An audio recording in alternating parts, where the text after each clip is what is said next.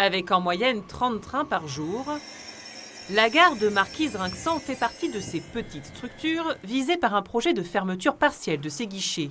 Mauvaise nouvelle pour cet usager qui emprunte la ligne 2 fois par mois. C'est triste. C'est triste parce que c'est tous les services publics qu'on va fermer de plus en plus. Et c'est toujours les endroits comme ça où il y a le moins d'argent qui en pâtissent, quoi.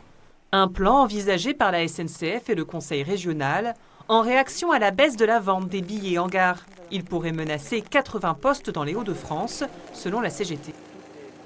La gare de Marquise est ouverte 5 jours par semaine, du lundi au vendredi, et elle passera en ouverture 2 jours dans la semaine au lieu des 5 jours en fait. En fermant les horaires, ça réduit l'accueil aux usagers, ce qui est problématique. Un service public, ça doit être ouvert tous les jours.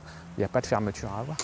Pour les maires des communes concernées, un tel projet serait un coup dur pour l'attractivité du territoire. Ils ont envoyé un courrier à la SNCF. Nous n'avons qu'une seule gare à Marquise-Rinxan et nous ne comprenons pas pourquoi la région et les services de la SNCF proposent de réduire l'amplitude horaire du guichet de cette gare.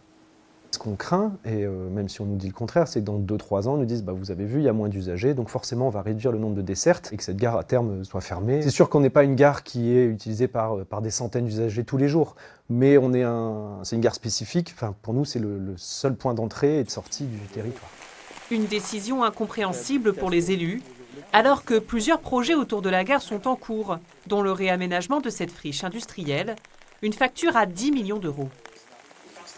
Bien évidemment que ça aura un impact, puisque ce programme s'appelle Polgare, donc il est lié justement à un ensemble, c'est un ensemble.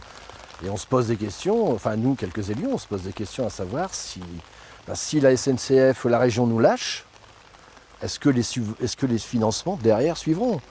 Sur l'ensemble du réseau du littoral, 5 gares, dont celle de Boulogne-Tintellerie, sont particulièrement menacées.